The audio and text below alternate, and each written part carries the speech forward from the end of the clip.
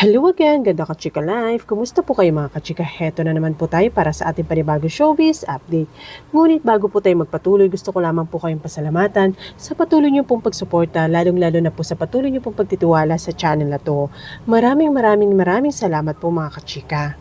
Nanibago nga po ang entertainment press kay Miss Barbie Fortesa nung humarap nga po siya sa media conference ng pelikulang Saving Cherry kahapon nga po Lunes ng hapon, August 3, 2026. Ito nga po ay dahil sa kanyang sophisticated look na may kaugnay nga po sa karakter na ginampanan nga po niya sa pelikula ng Regal Entertainment INC na ipalalabas nga po sa mga sinihan simula nga po sa September 2, 2026.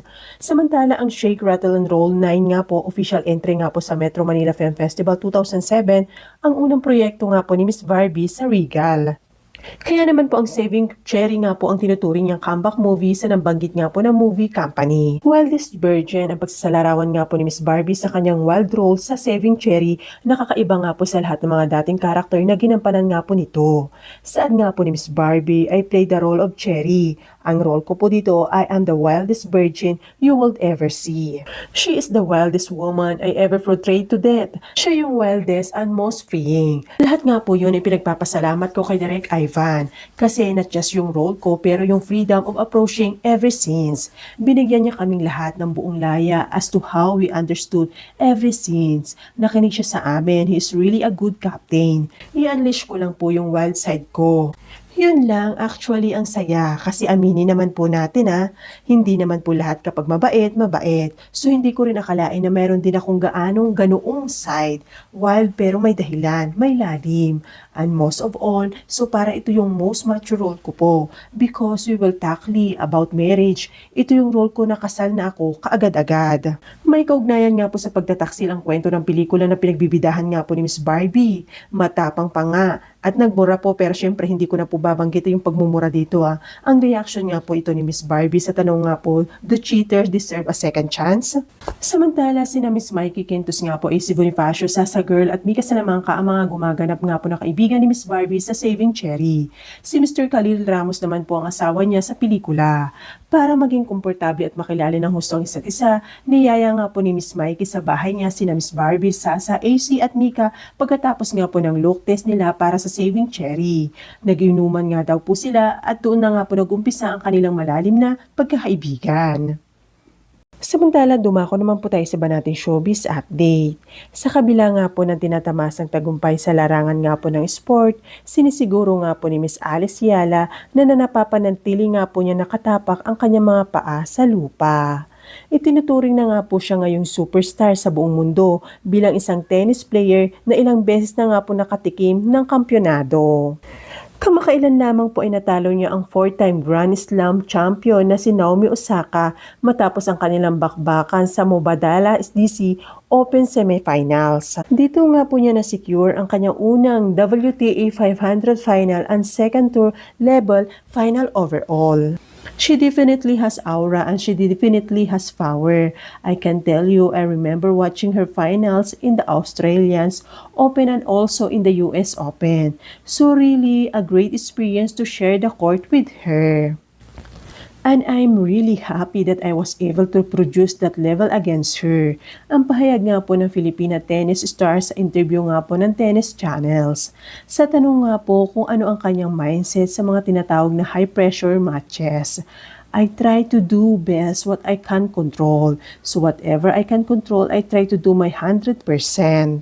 Saad nga po nito nakangiti. At sa question kung ano ang motivation nga po niya upang mapanatiling grounded sa gitna na nga po ng sunod-sunod niyang tagumpay at achievements. For one, I still have so much motivation to become a better player, become a better person. I'm 21 so it's not like I'm the queen of the world or anything.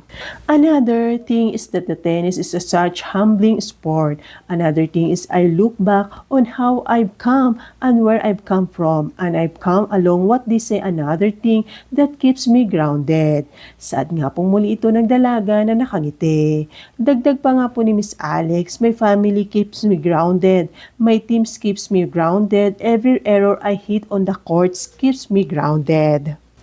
Every time I'm mad on the court keeps me grounded. When I wake up in the morning and I have big hairs, keeps me grounded.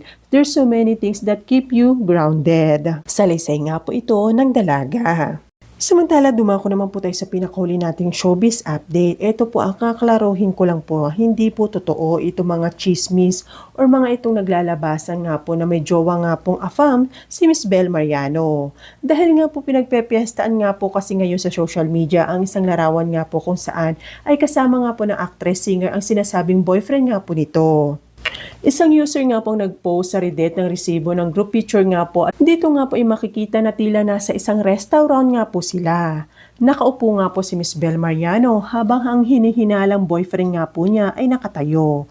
Kasama nga rin po sa larawan si Miss Rufa Gutierrez.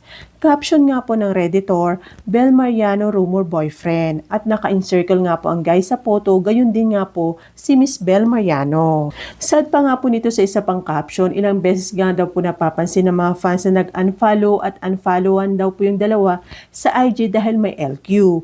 Naka-follow din po buong glam team nga daw po ni Miss Bel Mariano and non-showbiz friends nga po ni Miss Bel dito nga daw po sa boyfriend nito.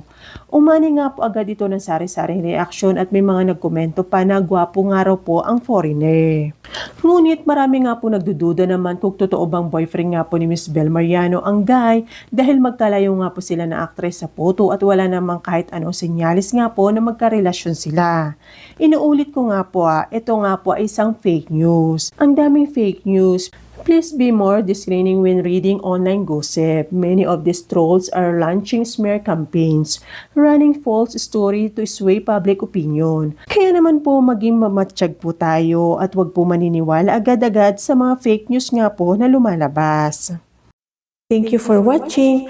Kung nagustuhan niyo po ang video ito, subscribe na sa Starlight Showbiz YouTube channel and please don't forget to hit the bell button for our latest updates.